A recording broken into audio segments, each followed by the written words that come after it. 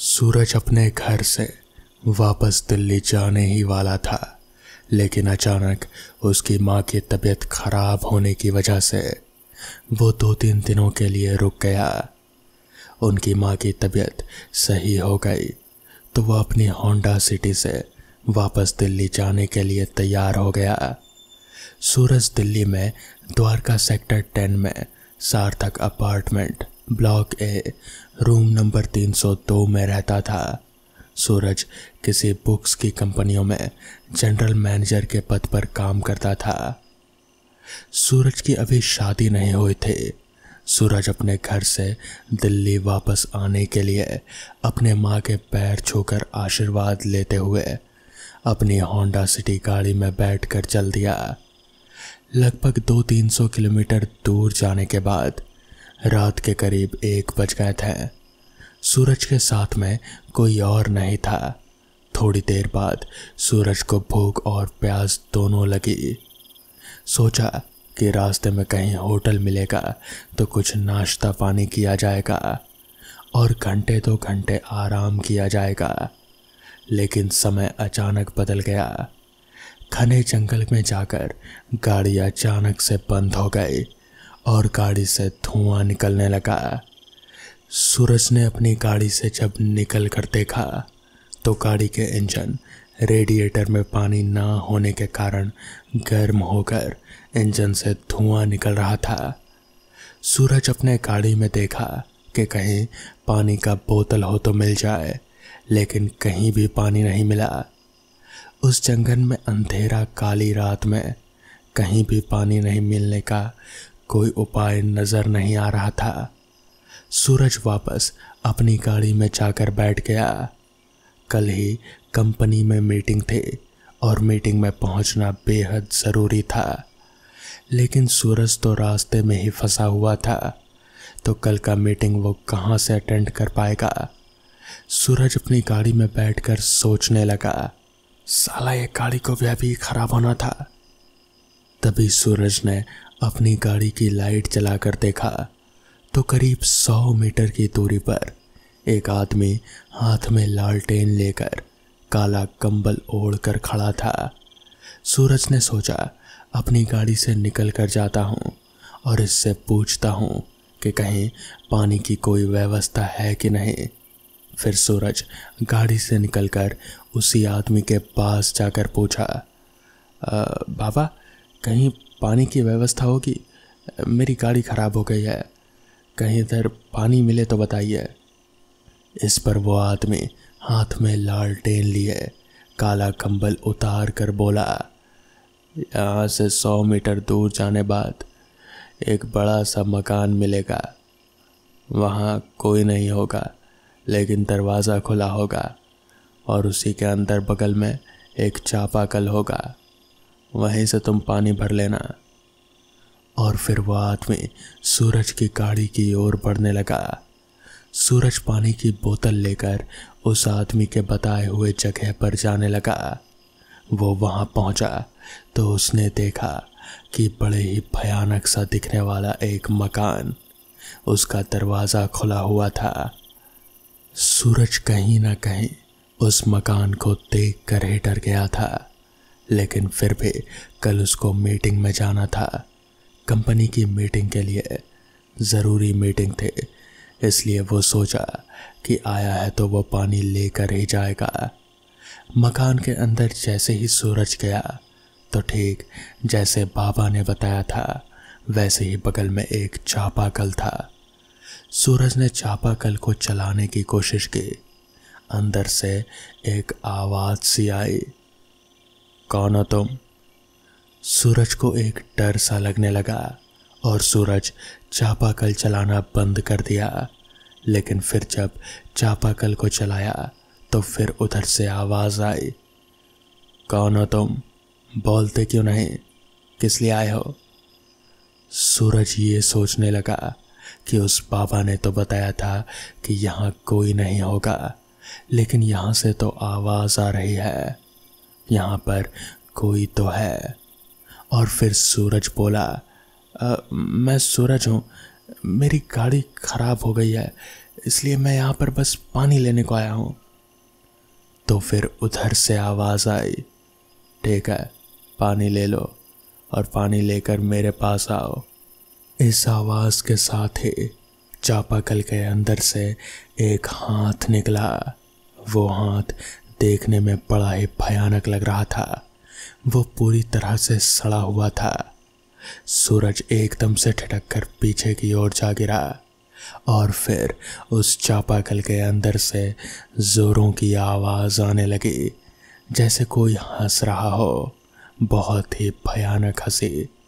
सूरज समझ चुका था कि यहाँ दाल में कुछ काला नहीं बल्कि पूरी दाल ही काली है, और अगर उसे जिंदा रहना है तो उसे यहाँ से निकलना ही होगा। सूरज तुरंत उठा। उसने जितना पानी भरा था वो बोतल में लेकर वहाँ से भागते भागते अपनी कार के पास आया और फिर कार में पानी डालकर वापस से जब इंजन ठंडा हुआ तो वहाँ से सर्राटे से निकल गया। सूरज को आज तक ये समझ नहीं आया कि आखिर वो सब क्या था। वो पुराना घर, वो चापाकल और उसके अंदर से निकलता हुआ वो सड़ा हुआ हाथ और वो आवाज़, वो सब क्या था आज तक सूरज समझ नहीं पाया। बाद में सूरज को कहीं से पता चला कि दरअसल उस घर में बहुत पहले एक पति पत्नी रहा करते थे। पति बहुत ही गुस्से वाला था। उसने एक दिन अपनी पत्नी को उसी घर में जान से मार डाला था और वहीं जहाँ चापाकल था उसी के बगल में मार कर दफना दिया था। बाद में पुलिस उस आदमी को पकड़ कर ले गए, मगर उसकी पत्नी वो वहीं पर दफन रही और उसे किसी ने भी नहीं बचाया। कहते हैं कि उसकी आत्मा आज भी उस घर में भटकती रहती है। तो दोस्तों, ये थी आज की पहली कहानी। तो चलिए बढ़ते हैं आज की दूसरी कहानी की ओर। मेरा नाम अमन है, पूरा नाम अमन खान। मैं एक बहुत ही सफल बिजनेसमैन हूँ। मेरी एक बीवी है और 2 छोटे छोटे बच्चे। आप कह सकते हैं कि बहुत ही प्यारी फैमिली, कंप्लीट फैमिली। आज के ज़माने में जब ये बातें सुनता हूँ कि भूत प्रेत जिन्नात कुछ नहीं होते तो सुनकर बड़ा अजीब लगता है। अजीब इसलिए लगता है क्योंकि मेरे साथ हुई वो घटना जिसे मैं आज तक नहीं भुला पाया, वो हर समय मेरे जहन में तैरती रहती है। मेरी उम्र 45 साल है और मेरी शादी 40 साल की उम्र में हुई थी। मैंने शादी इतनी लेट क्यों करी, उसके पीछे भी एक बहुत बड़ी वजह, या फिर आप कह सकते हैं कि एक घटना। आज भी वो घटना, वो हादसा मेरे दिमाग में ही है। जब भी रात में मैं सोता हूँ तो हादसा मेरे सपनों में आज भी आता है। आज भी जब मैं किसी सुनसान रास्ते को देखता हूँ तो मेरे पूरे जिस्म में सिहरन सी पैदा होने लगती है। आप कह सकते हैं कि मैं पूरी तरीके से डर जाता हूँ। आज भी मैं सुनसान रास्तों पर अकेला नहीं जाता। बात 1990 की है। ये वो दौर है जिसे लोग आज भी याद करते हैं। मैं तो कभी चाह कर भी नहीं भूल सकता। मैं अपने घर का इकलौता लड़का था। आप समझ सकते हैं कि अपने माँ बाप की इकलौती औलाद। मेरे माँ बाप ने मुझे बहुत ही नाज से पाला था। उसका अंजाम ये हुआ कि मैं थोड़ा सा बिगड़ गया, थोड़ा सा शरारती हो गया। 90 के दौर में शरारती लोगों को बिगड़ा हुआ कहा जाता था। उस वक्त के लोगों का शरारत करने का अंदाज थोड़ा अलग था। मैं 12वीं क्लास का स्टूडेंट था। हमारे गांव से करीब 5 किलोमीटर दूर हमारा स्कूल था। हमारे अब्बा ने हमें एक साइकिल ला कर दी थी और मैं उसी साइकिल से 5 किलोमीटर का सफ़र करके स्कूल जाया करता था। इम्तिहान यानी कि एग्ज़ाम सर पर थे और मुझे फर्स्ट आना था। उस वक्त इंटर के बाद बहुत कम लोगों को मार्क्स अच्छे मिला करते थे। हमारे मास्टर जी ने कहा कि हमसे ट्यूशन ले लो, क्योंकि मेरा गणित थोड़ा कमज़ोर था। मगर मास्टर जी के घर और हमारे घर का करीब 10 किलोमीटर का फासला था। हमारे मास्टर जी ने ही ट्यूशन के बारे में हमारे माँ बाप से बात करी और फैसला ये हुआ कि कल से मैं मास्टर जी के घर पर ट्यूशन पढ़ने जाऊंगा। मेरा रोज़ का मामूल बन गया था मास्टर जी के घर पर ट्यूशन पढ़ने जाने लगा। मगर जब पहले दिन मेरी अम्मी ने मुझसे कहा, बेटा एक जो रास्ता गांव के दाएं तरफ से होकर जाता है जंगल का, उस रास्ते पर कभी मत जाना। गांव के लोग वहां जाने से कतराते थे। मेरे दिल में ये उत्सुकता पैदा हो गई कि उस सुनसान इलाके में ऐसा क्या है। मगर मैंने अम्मी की हाँ में हाँ मिलाई। ठीक है, अभी मैं उस रास्ते से नहीं जाऊंगा, आप जहाँ से कहोगी मैं वहीं से जाऊंगा। और मैं रोज़ जाने लगा। मगर दिक्कत ये थी कि मास्टर साहब बहुत देर तक पढ़ाते थे, इसलिए इम्तिहान सर पर थे। आते आते रात हो जाया करते थे। एक दिन मेरे दिल में ख्याल आया, क्यों ना उस दूसरे रास्ते की तरफ से एक बार ट्राई मारा जाए, शायद वो रास्ता शॉर्टकट हो। वो मेरी ज़िंदगी की सबसे बड़ी गलती साबित हुई, जिसमें मेरी ज़िंदगी बदल गई। आज भी मैं सोचता हूँ कि क्यों मैं उस रास्ते पर गया था। आज भी मैं सोचता हूँ कि मुझे उस रास्ते पर नहीं जाना चाहिए था। जब भी मैं मास्टर जी के पास ट्यूशन पढ़ने जाया करता था तो हमेशा मेरे दिल में उत्सुकता रहती थी, आखिर क्यों अम्मी उस रास्ते पर जाने से मना करती है। नौजवानों की उम्र थी। एक दिन घर आते आते मेरे दिल में ख्याल आया कि कल ट्यूशन पढ़ने के लिए जल्दी निकलूँगा और उसी रास्ते से निकलूँगा जहाँ माँ मना करती थी। और मैंने यही किया।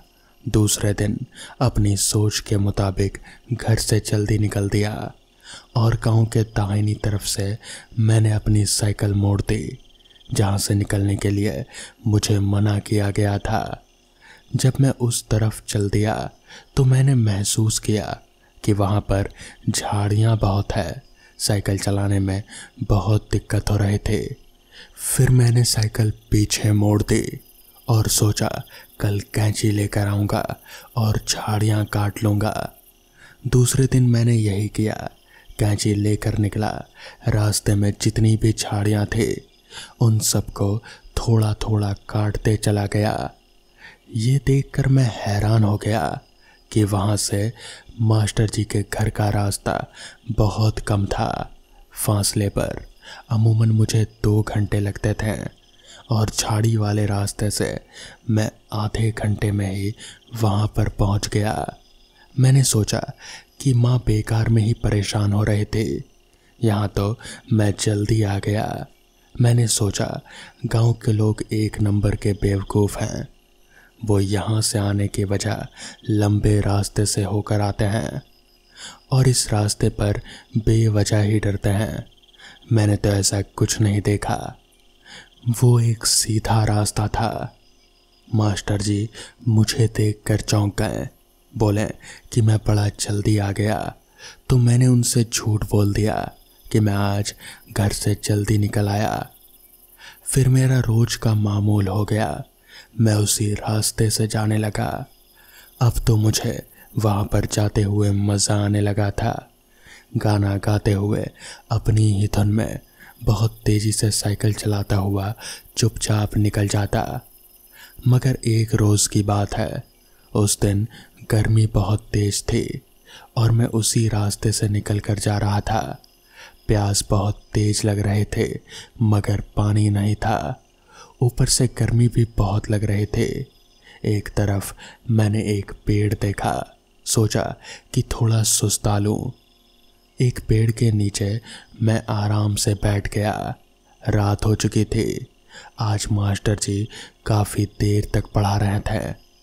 मैंने सोचा जल्दी ही पहुंच जाता हूं।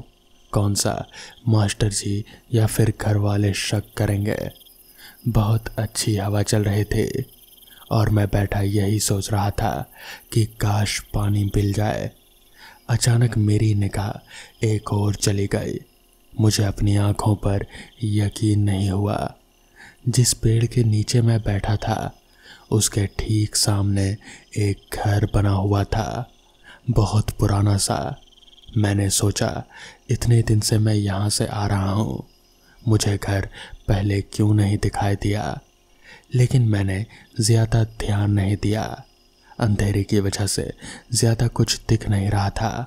सोचा कि शायद मेरा ध्यान ना गया हो। जब घर देखा तो दिल में एक और उत्सुकता पैदा हो गई। क्या इस सुनसान इलाके में कौन रहता होगा। शायद कोई फैमिली हो, शायद कोई और हो हमारे ही गांव का।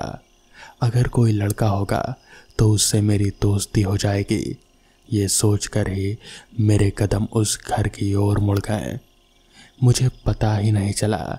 घर के दरवाजे पर जब मैं पहुंचा तो थोड़ा सा नर्वस हो गया। सोचा कि हो सकता है घर में कोई ना हो। सोचा कि शायद उस घर में कोई लड़की वगैरह होगी और उसके अब्बा काम पर गए होंगे। अगर आ गए तो मुझे देखकर क्या सोचेंगे। फिर सोचा प्यास तो बहुत तेज लगी है। कोई भी हो या कोई ना भी हो, पानी मांगने में कोई दिक्कत नहीं। ये सोच ही रहा था कि ऐसा लगा कि जैसे कोई मेरे पास से बहुत तेजी से निकला। क्योंकि मैं सोच रहा था, उसके अचानक निकल जाने पर मैं पूरी तरह से डर गया। जब मैंने देखा कि वो सिर्फ एक काली सी बिल्ली थी जो दरवाजे के पास से थोड़ी सी खिड़की लगी थी जो टूटी हुई थी, उसी में से घर के अंदर घुस गई। फिर मुझे अपने आप पर ही हंसी आ गई कि मैं बिल्ली से डर गया। हिम्मत करके मैंने वो दरवाज़ा खटखटाया पर कोई आवाज़ नहीं आई। फिर मैंने आवाज़ लगाई, घर पर कोई है? मुझे एक गिलास पानी पिला दें, मुझे बहुत तेज प्यास लगी है। और जो आवाज़ आई तो मुझे यकीन नहीं हुआ। वो बहुत ही सुरीली किसी लड़की की आवाज़ थी।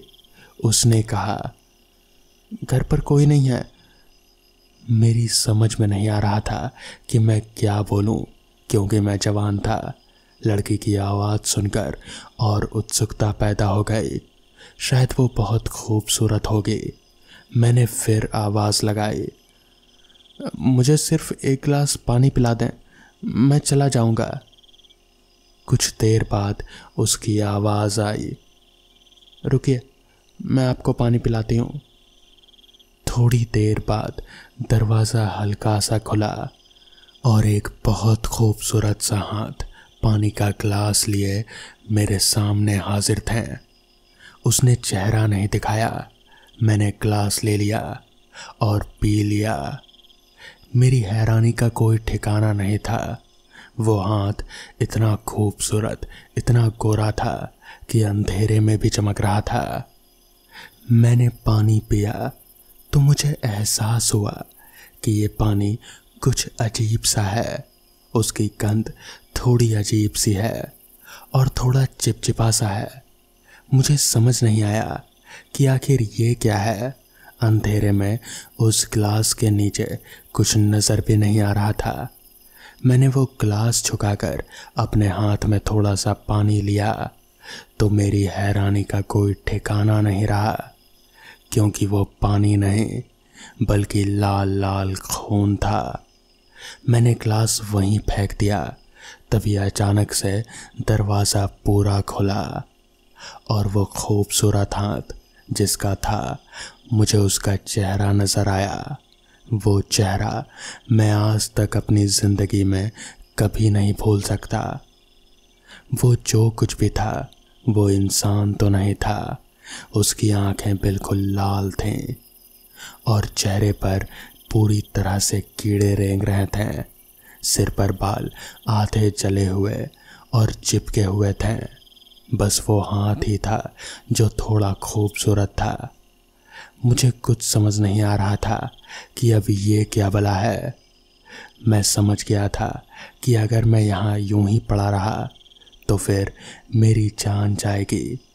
मैं जल्दी से ज़मीन पर से उठा और गिरते पड़ते भागते हुए अपनी साइकिल के पास आया और जैसे तैसे अपनी साइकिल लेकर भागते भागते घर पहुंचा।